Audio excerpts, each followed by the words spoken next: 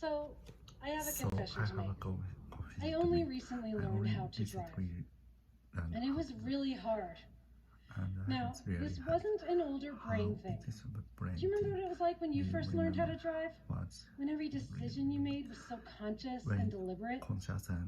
I'd come home from my lessons completely wiped out mentally. Now, as a cognitive scientist, I know that this is because I was using a lot of something called executive function.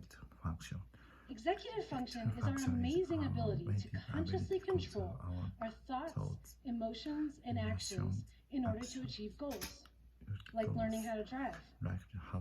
It's what we use when we need to break away from habit, inhibit our impulses, and plan ahead. But we can see it most clearly when things go wrong. Like, have you ever accidentally poured orange juice on your cereal? Or ever start scrolling on Facebook and suddenly realize you've missed a meeting? Or maybe this one's more familiar. Ever plan to stop at the store on the way home from work and then drive all the way home instead on autopilot? These things happen to everyone, and we usually call it absent-mindedness, but what's really happening is we're experiencing a lapse in executive function. So we use executive function every day in all aspects of our lives. And over the past 30 years, researchers have found that it predicts all kinds of good things in childhood and beyond, like social skills, academic achievement, mental and physical health, making money, saving money, and even staying out of jail. Sounds great, doesn't it? So it's no surprise that researchers like me are so interested in understanding it and figuring out ways to improve it. But lately, executive function has become a huge self-improvement buzzword. People think you can improve it through brain-training iPhone apps and computer games, or by practicing it in a specific way, like playing chess. And researchers are trying to train it in the lab in the hopes of improving it and other things related to it, like intelligence. Well, I'm here to tell you that this way of thinking about executive function is all wrong. Brain training won't improve executive function in a broad sense because it involves exercising it in a narrow way, outside of the real-world context in which we actually use it. So you can master that executive function app on your phone, but that's not going to help you stop pouring OJ on your Cheerios twice a week. If you really want to improve your executive function in a way that matters for your life, you have to understand how it's influenced by context. Let me show you what I mean. There's a great task that we use in the lab to measure executive function in young children called the dimensional change card sort. In this task, kids have to sort cards in one way, like by shape, over and over until they build up a habit. And then they're asked to switch and sort the same cards in another way, like by color. Now, really young kids struggle with this. 3 and 4-year-olds will usually keep sorting the cards in the old way, no matter how many times you remind them of what they should be doing. If it's blue, put it here. If it's red, put it here. Here's the blue one. Okay, so now we're going to play a different game. We're not going to play the color game anymore. Now we're going to play the shape game. And in the shape game, all the stars go here, and all the trucks go here.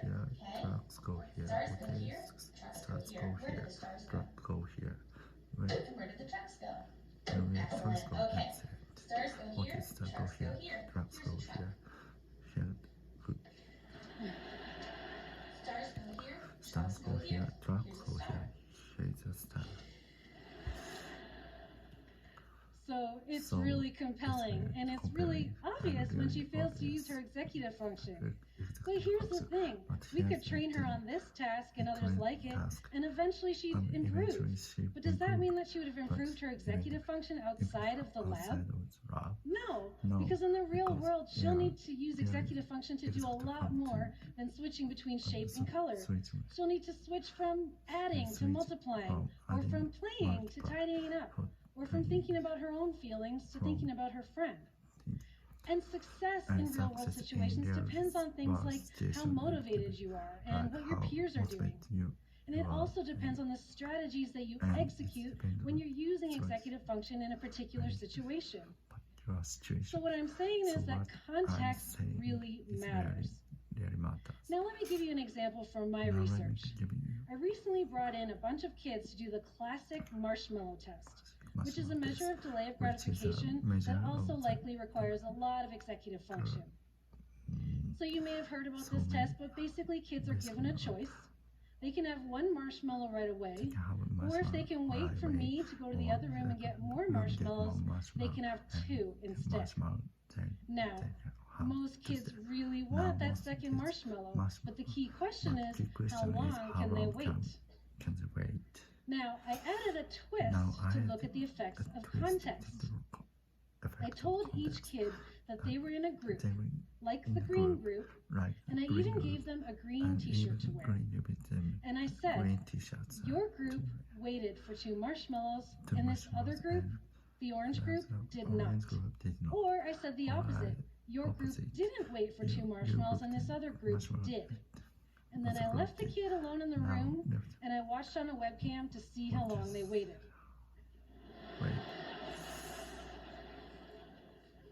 So what I found was that kids who believed that their group waited for two marshmallows were themselves more likely to wait. So they were influenced by a peer group that they'd never even met. Pretty cool, isn't it? Well, so with this result, I still didn't know if they were just copying their group or if it was something deeper than that. So I brought in some more kids. And after the marshmallow test, I showed them pictures of pairs of kids. And I told them one of these kids likes to have things right away, like cookies and stickers. And the other kid likes to wait so that they can have more of these things. And then I asked them, which one of these two kids do you like more, and who would you want to play with? And what I found was that kids who believed that their group waited tended to prefer other kids who liked to wait for things. So learning what their group did made them value waiting more. And not only that, these kids likely used executive functions to generate strategies to help themselves wait, like sitting on their hands or turning away from the marshmallow, or singing a song to distract themselves. So what this all shows is that there's just how much context matters. It's not that these kids had good executive function or bad, it's that the context helped them use it better. So what does this mean for you and for your kids? Well, let's say that you want to learn Spanish. You could try changing your context and surrounding yourself with other people who also want to learn. And even better if these are people that you really like. That way you'll be more motivated to use executive function.